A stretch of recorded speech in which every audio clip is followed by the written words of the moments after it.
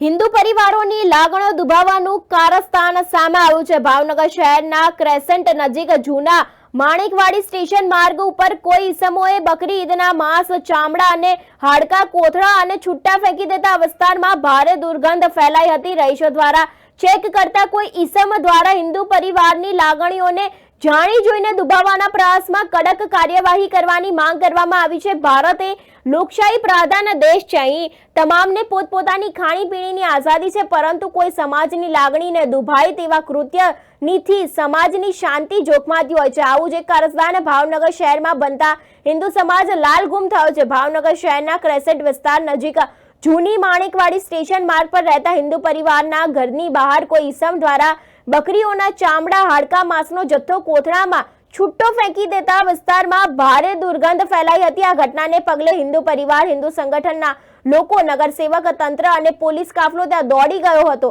તાકીદી મનપાના કર્મીઓ દ્વારા આ ચામડા, હાડકા, માંસનો જથ્થો હટાવવાની કામગીરી હાથ ધરી હતી। ગઈકાલે બકરી ઈદ હતા જેમાં ચોક્કસ સમાજના લોકો દ્વારા અને બકરીઓની મિજબાની પણ કરવામાં આવતી હોય છે, પરંતુ આવું હીન કૃત્ય કેટલું વ્યાજબી ગણાય? આ વિસ્તાર કે એક સમય સંપૂર્ણ હિન્દુ વિસ્તાર હતો। આ વિસ્તારમાં વિધર્મીઓએ પગપેસારો પણ કર્યો છે, પરંતુ તેની મેલી મુરાદ પાર પાડવા, હિન્દુ પરિવારોને હેરાન કરવા, તેમના મકાનોને પચાવી પાડવા માટે આ કારસ્તાન જાણી જોઈને કરવામાં આવ્યું હોય તેવું લાગી રહ્યું છે। ત્યારે આવા ઈસમોને ઝડપી તેની સામે કાર્યવાહી કરવા માટે હિન્દુ પરિવારો દ્વારા માંગ કરવામાં આવી છે।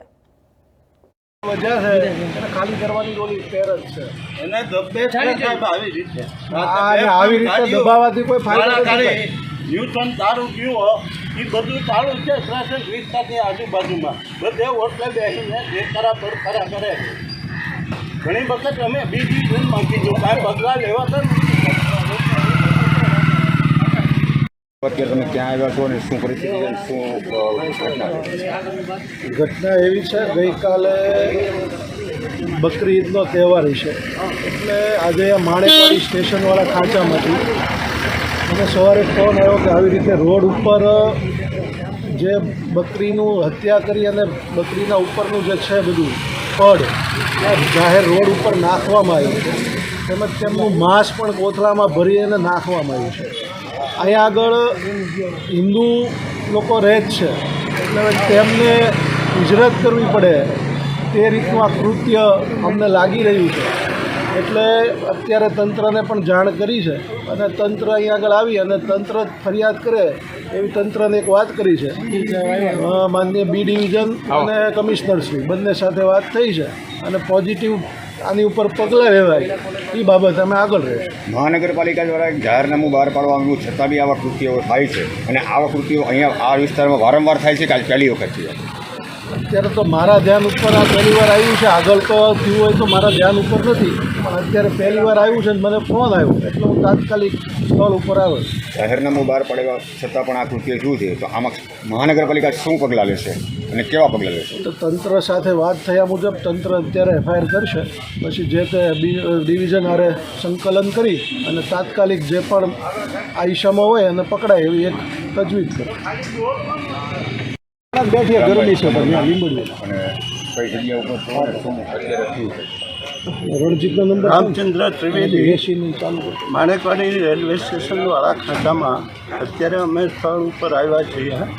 અહીંયા કાલે બકરી ઈદને નિમિત્તે એ લોકોએ માંસ ને એવું બધું રોડ ઉપર હિન્દુ વિસ્તારની અંદર નાખી ગયેલ છે। આ વસ્તુ અત્યારે કોર્પોરેટરશ્રી હાજર હોવાથી મ્યુનિસિપાલિટી કમિશનર અને બી ડિવિઝન પોલીસ સ્ટેશનમાં જાણ કરી છે।